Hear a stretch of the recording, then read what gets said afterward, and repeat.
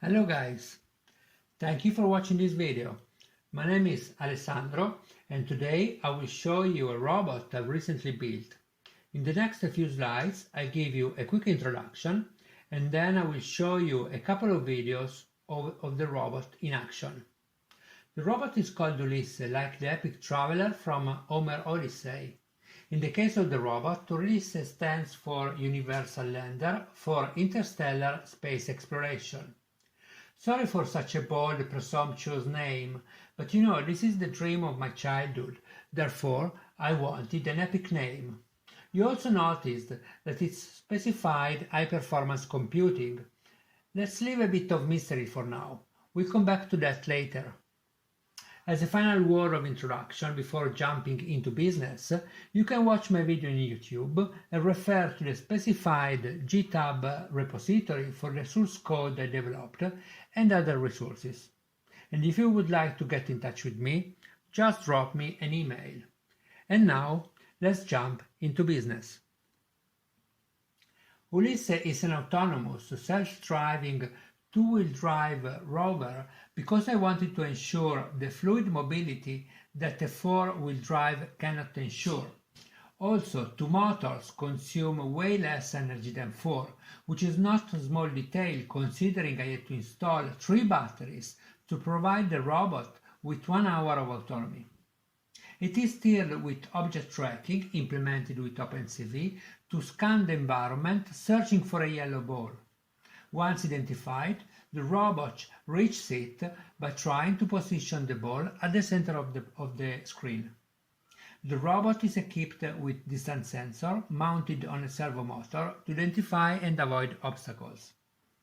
The key feature of the robot is that the software is implemented in Python and using a high-performance computing framework which uses the MPI for PI library, which is the implementation in Python of the message passing interface library widely used in parallel computing. The real-time navigation is visualized on a frame like shown in the picture, where a number of information are shown, for example, whether the ball is spotted within the visual range or not, the navigation speed, the acceleration on the 3-axis, the bearing measured with a compass, the temperature and humidity, GPS coordinates, and finally the distance from obstacle. I've also mounted a shift register to activate 8 LEDs, as well as an LCD to display some message. As you can see from this technical specification, it's all standard equipment and the installation of each component is well documented in countless of blogs in the internet. As such, I will not spend time on it and I'll move on toward the more interesting part of the robot, which is the high-performance computing framework. I'm not sure how many of you guys are familiar with this concept, so let me give you a very quick introduction to it. High-performance computing is a very well-known software coding technique to capitalize the combined computing power of a number of computers connecting to the network. With that, the overall computing power, including calculation speed and memory usage, can scale up to a level that cannot be reached without it. Ulisse implements a high-performance computing framework called parallel computing, also known as task farm. That is, one process called the master, or lord of the process, as I like to call it, controls a number of worker processes whose purpose is to perform the heavy-duty computational work. The number of tasks to be run in parallel depends on the computational problem to be solved. In the case of Ulisse, I've implemented 5 worker processes, as we will see shortly. In general, parallel computing will give its best when the software code is executed on a multiprocessor supercomputer, as we will see in the next slide. Nevertheless, due to the low memory consumption, the Ulisse code can be run in parallel on a single Raspberry Pi processor. As is intuitive at this point, the purpose of high-performance computing is to solve large, computing-intensive numerical problems in both science and general business. A key point to mention is that it is not just a cluster of computers on a network, or a cluster of Raspberry Pi, or not even a multiprocessor server. In order to capitalize on the scalability offered by parallelization, the software code must be written and executed in parallel. As an example of high-performance computing, I can report you my experience dated back 1998, when I was working at the University of Perugia as a fellow researcher in theoretical chemistry. At those times, I largely used the Cray T3E machine similar to the one in the picture. I used two of them, one at the Edinburgh Parallel Computing Center in Scotland, which was equipped with 256 digital alpha processors, and the one at the Cineca Computing Center in Italy, which was equipped with 128 processors. This kind of supercomputer, no matter how many processors, was equipped with 256 MB of RAM per processor. Considering that each processor was running one worker task, each worker's task could use at most 256 RAM of memory. Of course, this is not exactly true because the operating system needs memory, of course, but please bear with me for simplicity of discussion. And finally, I had available 1 GB of user disk space to store my data. So really another world compared to the computing power of a standard laptop computer available today. Anyway, I widely use this machine to perform quantum mechanical calculation applied to the reactive scattering in atmospheric chemical reaction. I wrote the high-performance computing model myself, and the picture shown shows benchmark with increasing number of tasks running in parallel. The scalability of the code is clearly evident. By increasing the number of processes, the elapsed time to solve the same computational problem decreases dramatically. The chart on the right demonstrates one of the limits of parallel computing. By increasing the number of processes running parallel, the measured performance does not grow linearly due to the source of inefficiencies such as communication latencies among processes. This demonstrates that the right level of parallelism, that is, the number of worker tasks to be run in parallel, depends on the computational problem. The higher number of the tasks, the higher the latency. Therefore, a good balance between inter-process communication and calculation is maintained by increasing the calculation load of each process. In these last slides of this intro, I'm showing you the high-performance computing framework I've implemented for Ulisse. As mentioned earlier, the goal is to cope with the computational limit of the Raspberry Pi. In fact, the traditional sequential program shown on the left requires a while loop to identify the tennis ball with the computer vision, to go through all the different sensors, activate the motors, display on the liquid crystal display, run the shift register, and finally project the information on screen.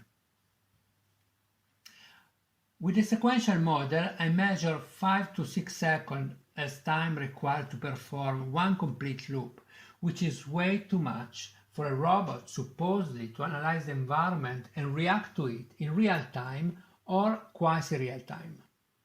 On the right, I'm showing you the parallelized model of the same code, where the master process on top controls the worker on the bottom. Each worker performs only a portion of the overall burden and communicates back to the master or with one process with other processes to ensure a proper interaction of the robot with the environment. With this kind of implementation, the processes on average execute one loop in less than a second, with the only exception of the process number 2, which steers the motors in the direction, which generally run for a bit longer, exactly to move the robot.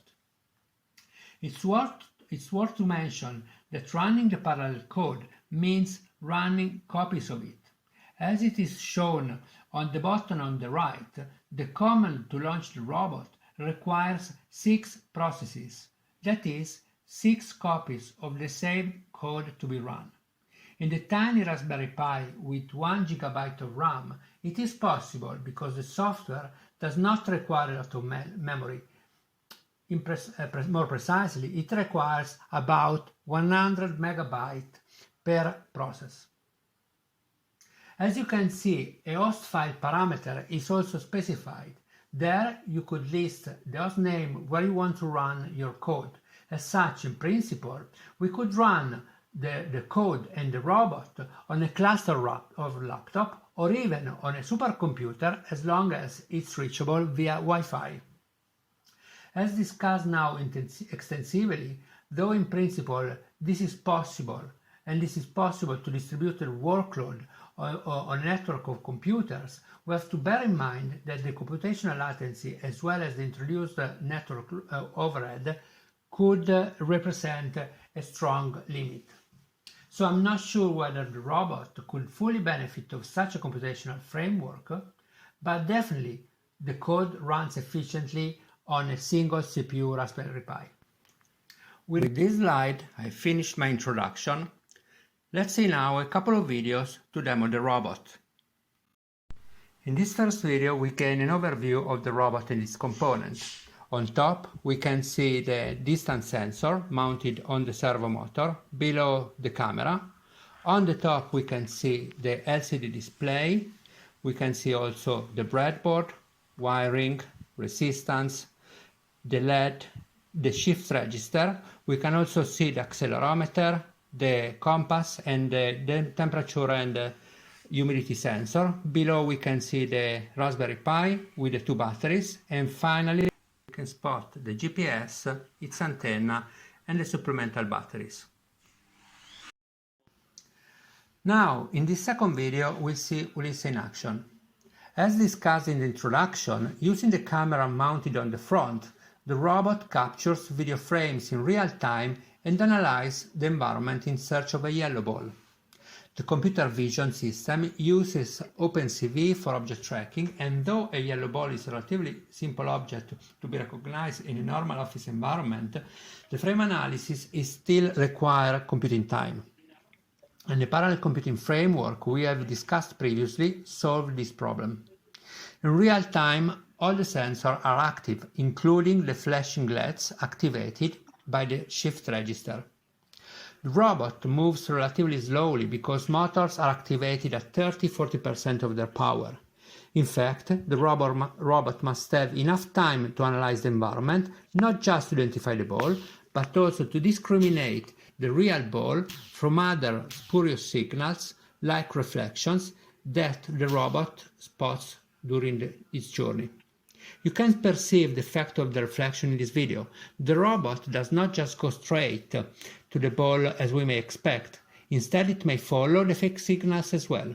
Nevertheless, until the ball is on the visual range of the camera, the robot can correct its moving direction toward the target.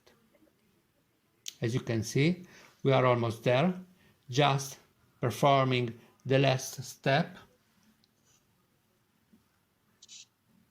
correcting finally the trajectory just to be exactly in the front of the ball. Here you go, target achieved.